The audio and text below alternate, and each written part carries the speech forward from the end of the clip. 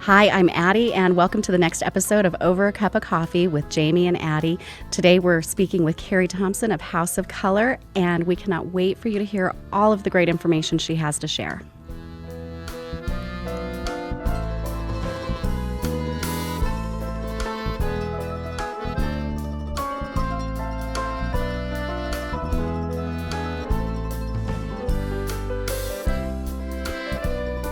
Hi, I'm Jamie Church, and welcome to this episode of Over a Cup of Coffee, where we just sit around over a cup of coffee and have a great conversation with friends. And today, Addie and I have a super colorful guest. Her name is Carrie Thompson, and she is with House of Color Four Corners. And we had this great experience on Sunday of going to have our colors analyzed in preparation for this episode. So we're going to talk all about that. So we're really glad you're here to join us because I found it quite fascinating. I mean, how about you? Oh, I did. Yeah, I was, I believe when you posted about it, enlightened. I couldn't believe what I saw right in front of my own eyes. It was bigger than anything cool. I've ever noticed. Yeah. And just to catch everybody up, so we're in Farmington, New Mexico. We're part of the Four Corners. There's lots of Farmingtons out there. There's I think every state actually has a Farmington, but we are the coolest Farmington. We're in Farmington, New Mexico in the Four Corners. And Addie, you just got back from a little vacation. So I did, yeah. I went to see my family in San Antonio and Austin area and brought back some mugs. And for those of you that are listening, I'm sorry you can't see our flashy pink mugs from Buc-ee's, and this is not a plug for them, but I was pretty impressed by the world's largest convenience store. And even if you're listening, you probably can see these mugs because they're so neon pink. They're probably they're going through all the from space. Richard Branson could have seen them on right. That's right. That's right. So you just got back from vacation. So we were on a little bit of a break over the 4th of July holiday. So we've had a little bit longer of a time between episodes, but that's okay because we got this opportunity on this past week to go visit Carrie at her studio. So Carrie, welcome to our podcast. Thank you. We're so glad you're here. And don't we just look I know, we do. Amazing. Yes. Well, we obviously had to wear our appropriate season of colors. Wow. So just give us a little background, if you will, about what this is, because I would say there's a science behind it. Oh, absolutely. House of Color, spelled C-O-L-O-U-R. It's a UK company. It's been in the UK for over 40 years. Kind of a rite of passage for people in the UK, late teens, early 20s. Everyone gets their colors analyzed. British people, they don't have the closets that we have. They are very into knowledge. They're very into doing things beautifully. And so House of Color has been there for 40 years. About 10 years ago, somebody from the U.S. ended up over in the UK and realized that this service was available in the UK. She ended up getting trained, brought it back to the U.S. In the Midwest, it's huge. And that's where I was introduced to it. For my 50th birthday, I went to visit my really good friend. She and I have been friends since 7th grade. She picks me up at the Omaha airport, and I cannot take my eyes off of her. I'm obsessed. And I said, okay, fess up. What'd you do? She looked at me and she goes, part of your birthday gift. I will not be giving you any information, and you will find out in the morning. And I was like, oh, surely you had some type of surgical procedure, and I'm not doing it. She laughed at me. So she took me to House of Color Lincoln in Lincoln, Nebraska. Shout out to Betsy and Laura. They're fabulous. They're kind of my mentors. I had my colors done. I was living my very best life as a yellow-based autumn. It was safe. It was very safe to me. Safe, yeah. Because I didn't know. And I love fashion. I love clothing. And I remember sitting there during my analysis, and you guys can all speak to it.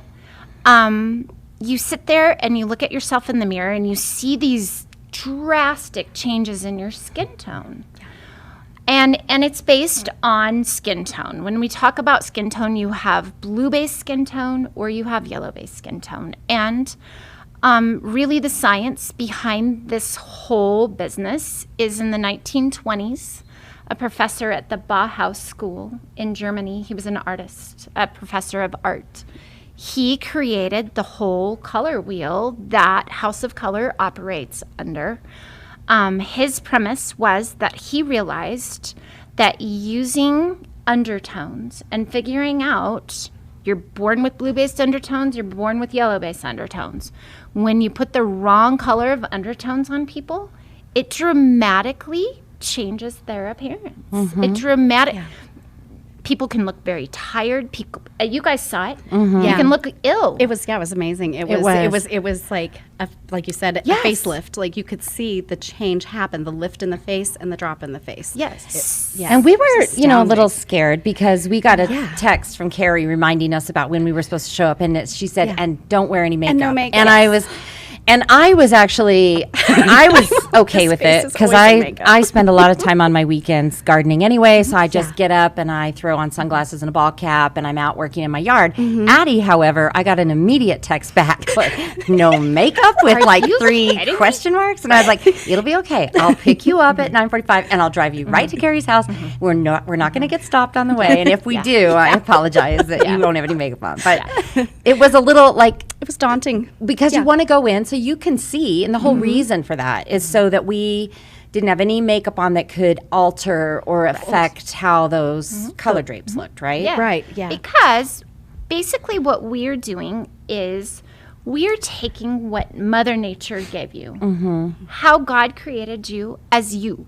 I want people to be the very, very best version of themselves. And so self-tanners, makeup, all of that takes away from what's natural, because the premise of House of Color is to take your natural look and run with it and make it your very best. So, long story short, back to my Nebraska piece.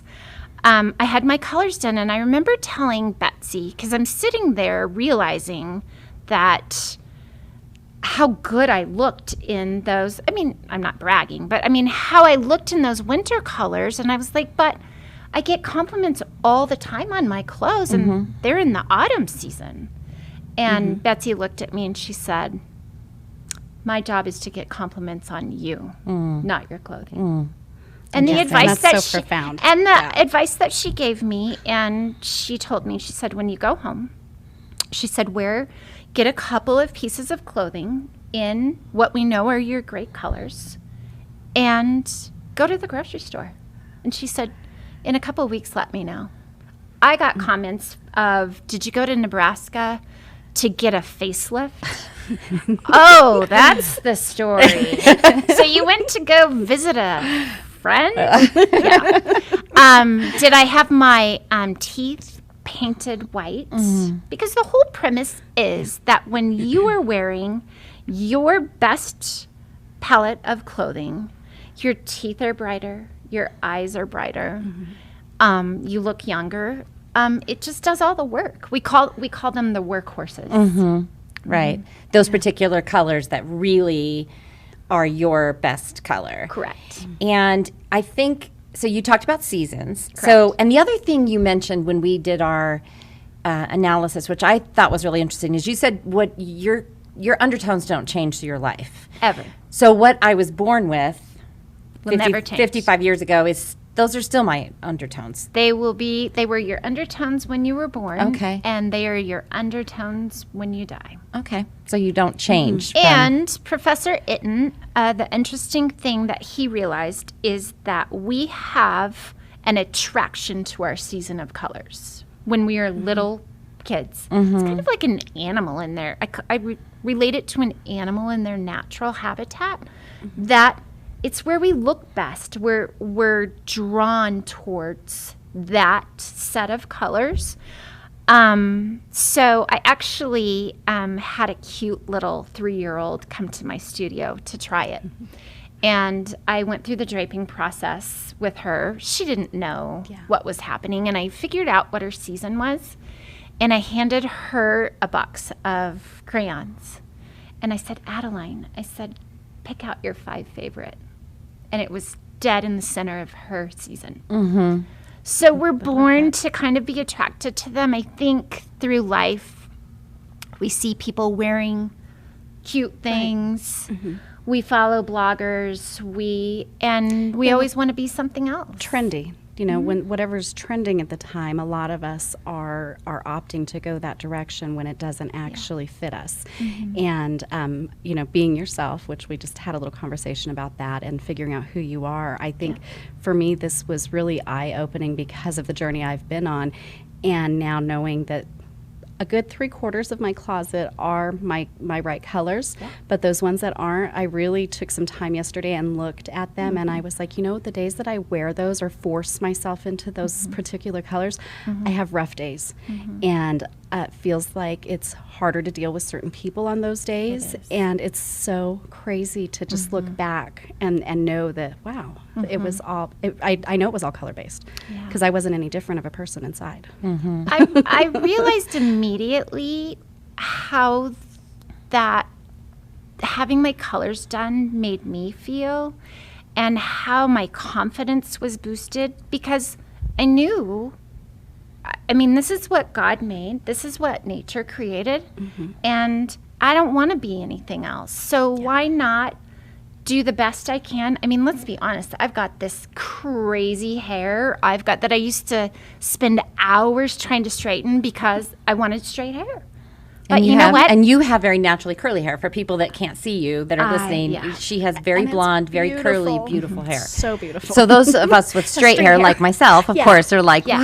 why were you trying to straighten your hair? and But that's how it always is. 365 degrees. Curl Yes. mine. But again, my goal is to hopefully give everybody what this has given me. And when you look at yourself in the mirror, you just, you know, this is what it is, and it's pretty fabulous. And what can I go out and do, and how can I help people, and what can I do to, it gives you just a feeling of a bit of confidence.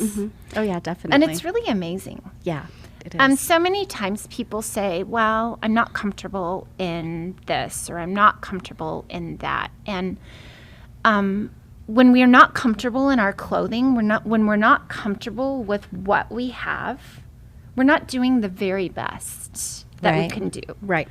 And so just feeling good makes a huge, huge difference. Oh, yeah.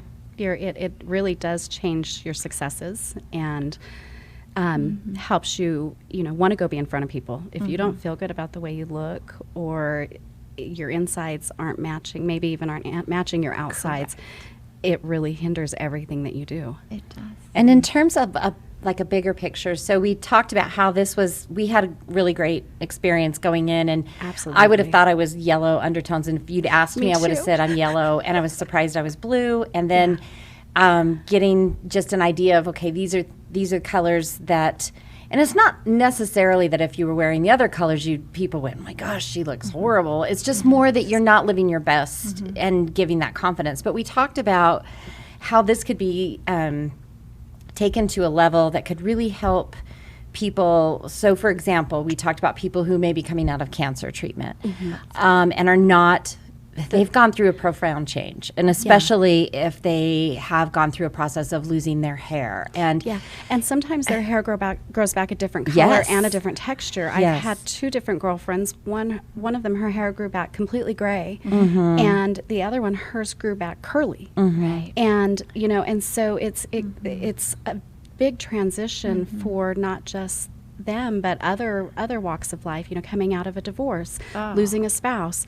You know, your kids, you know, you're fixing to be part of our club where your kids are all grown up and you're an empty nester. And that's another transition in life that we aren't taught as young mothers. How to do How it. to be us. And there's And a it's- huge loss that happens during that time, similar to postpartum. and we're trying to figure out who we are. So this would be, again, that that gift. to yourself, to you're in a new stage of life, and so we talked about that, and you mentioned that you have some clients that do come in that are having analysis done because they've had some trauma, and so they're working on just that self-confidence, because I think that's what it is self-confidence. Yeah. I've had multiple clients follow up with me just to say they had no idea. Perfect example, our managing director of our company ended up buying the company because she had postpartum depression, severe,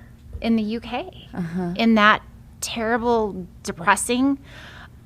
She went and had her colors analysis done, and she said, I never looked back from that point forward. I realized what that did for me, and if I can offer that to other women, that's a win. Yeah. And that was my thing. When I had my colors done in Nebraska, I had lost both of my parents. It had been a traumatic 10-year period, and I had lost myself. My daughter had left for college, and I remember thinking, wow, I don't know, I want to be someone else. But why not be me? Yeah. Right. Why not be me?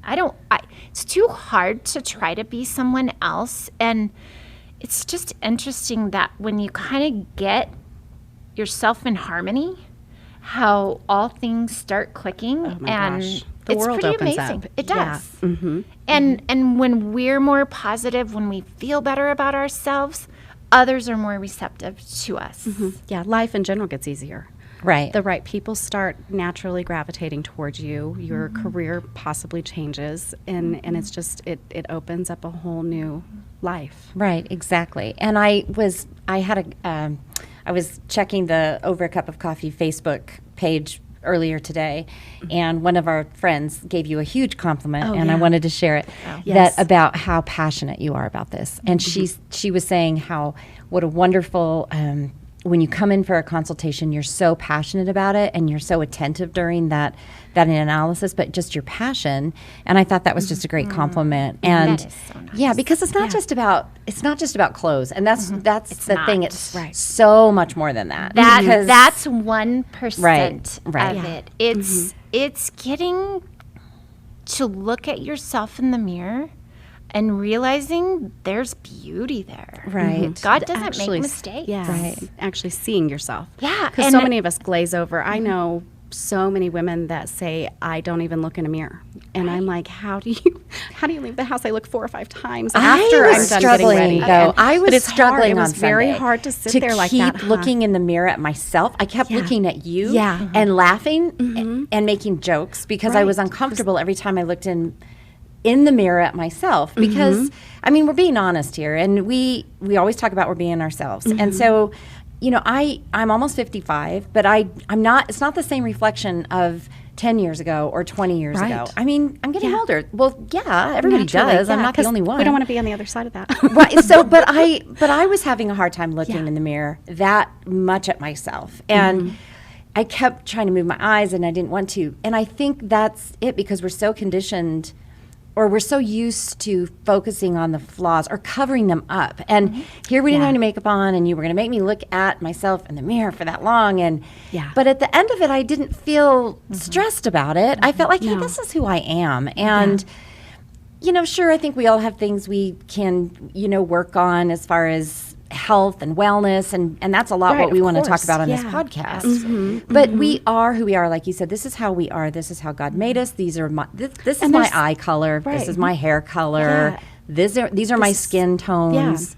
So how do you play with that? Right, and make make it it better. work. Yeah. And there's a Again, reason that each of us is built the way we're built, because we have something to share. Right. You know, I work on my weight, and then I don't. And there's a lot of women, all of us sitting at this table, I know we all work and think about our weight consistently, because that's how we're raised as women.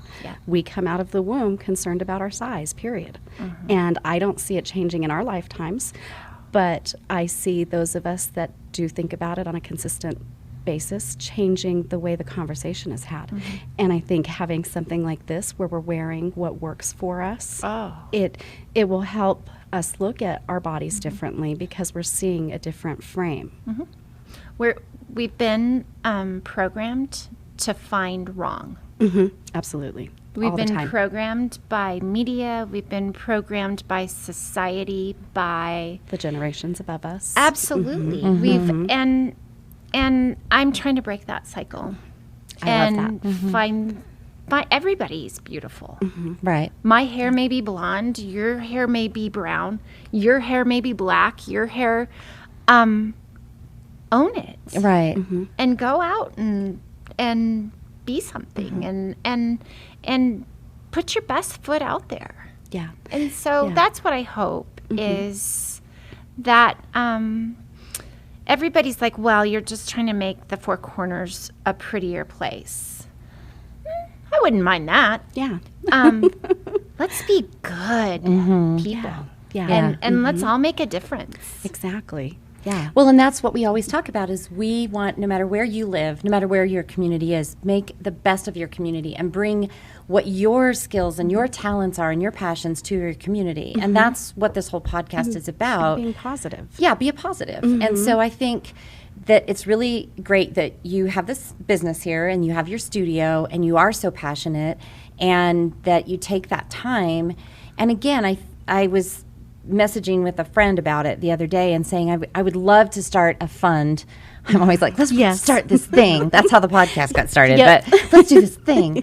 But I'd love to start almost like a fund or a nonprofit because I think there are women that could and men Yes, who men, could for totally sure. benefit from this, who might, not feel they can do it. So Yeah. I was thinking about like young women coming out of college and they are getting in their first job and they have like $20 in their bank account, but they want to make that first great Yeah. impression. Maybe how do we have a closet where they can come and borrow some pieces Right. that work for them for their first set of interviews. Right. And help them build from there. And knowing That- what their best and pieces knowing. are. Absolutely. Yeah. Yeah. As opposed to going out and, buying a bunch of things. That's That don't make sense. my 'Cause- end game is that you should have a third of the pieces of clothing in your closet. And all those pieces in your closet, you wear them all the time. Well, They're I did a fabulous. big Yeah. closet clean out afterwards, and it felt great actually because I knew I had way too many clothes in my closet. We all do. Well, I have two friends that own boutiques, so that's part of my problem. I'm going to blame it on Sheila and Ashley. But I do have too many clothes. But I did go through and I had my little swatches and I just said, what do I wear? And when I'm not wearing something, why am I not wearing it? And if I'm not wearing it, I need to get rid of it and let it go. Even if I think it's so cute and I let it go. But I know there's a real move towards that sort of, I guess minimalism, but also just not being such consumers of things Absolutely. and utilizing what we have. And so I think that is, if you have a third of your closet of things you look great in, fabulous. that are comfortable, wear them. Don't just have a whole closet full of things that you never ever wear. Absolutely. Yeah. I have 3 closets.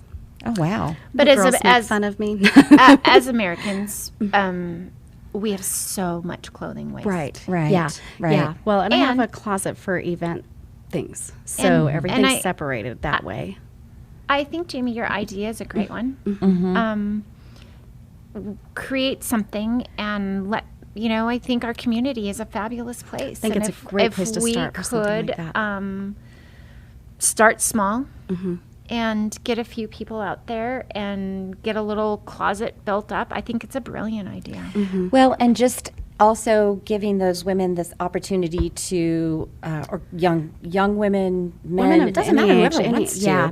Because I was thinking of all the times in your life, and we talked about specifically when we were in your studio, women coming out of domestic violence, abusive situations, who are so used to, and I have not come from this situation. Addie, you shared some of your history and Yeah, your story, yeah.